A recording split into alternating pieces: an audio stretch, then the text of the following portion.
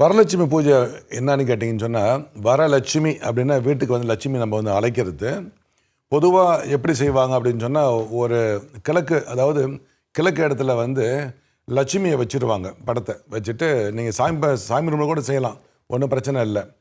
வீட்டுக்கு லட்சுமியை எப்படி கூட்டிகிட்டு வர்றதுன்னு சொன்னால், ஒரு பெரிய தட்டில் என்ன பண்ணுவாங்க, மஞ்சள் அரிசிலாம் கூட்டிகிட்டு அதில் வந்து முதல்ல வந்து ஒரு கும்பம், அந்த கும்பம் வந்து நீங்கள் வந்து செம்போ அல்லது வெள்ளியோ அல்லது வந்து வெங்கலமோ செம்பில் வந்து அரிசியை உள்ளே நல்லா போட்டுருவாங்க. முன்னே அரிசியை போட்டு உள்ளே வந்து ஒரு எலுமிச்சம்பழம் வைப்பாங்க. முக்கால் அரிசி போட்டுட்டு வெத்தலைப்பாக்கு அது கூட வைப்பாங்க. ஜாதிக்காய், ஏலக்காய் இந்த மாதிரிலாம் சில இது வைக்கலாம். உள்ளே பாக்கு கூட வைப்பாங்க உள்ளே. இது இல்லாமல் வந்து பூ கொஞ்சம் வைப்பாங்க. முக்கியமாக வந்து ஒரு தங்க நாணயம் உள்ளே போடுவாங்க. இல்லாதவங்க நம்ம நாட்டோட நாணயத்தை சுத்தமாக கழுவிட்டு ஒரு 9 நாணயம் உள்ளே போட்டுடலாம்.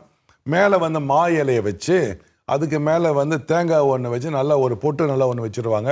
அதுக்கப்புறம் வந்து அதுக்கு வந்து ஒரு நூல் சுற்றுவாங்க. அதுக்கு முன்னாடி சுற்றிடணும்.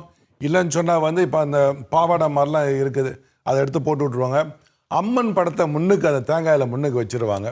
இதை வந்து ஒரு சுமங்கலி வெளியே வச்சு கணபதி பூஜை பண்ணிவிட்டு அதை வந்து வீட்டுக்குள்ளே எடுத்துகிட்டு வரும்போது வீட்டுக்குள்ளே மற்ற பெண்களும் ஆண்களும் சேர்ந்து லட்சுமி வரணும் லட்சுமி வரணும்னு இதை வேண்டுவாங்க.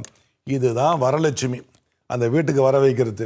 இப்போ இந்த வாரம் வந்து 16ஆம் தேதி வருது, வெள்ளிக்கிழமை நினைக்கிறேன்.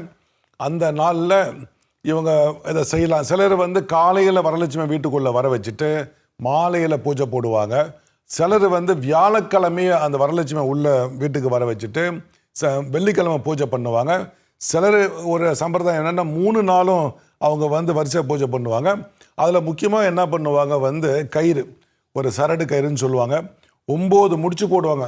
ஓம் ஸ்ரீம் லட்சுமியே நம்ம சொல்லிட்டு 9 முடிச்சு போட்டு பூஜையெல்லாம் முடிச்சுட்டு நைவேத்தியம்லாம் வைப்பாங்க. சக்கரை பொங்கல் வைப்பாங்க, வடை வைப்பாங்க, இட்லி வைப்பாங்க, அப்புறம் வந்து அந்த அவல் கச்சாந்துக்கு அதை கூட வைப்பாங்க.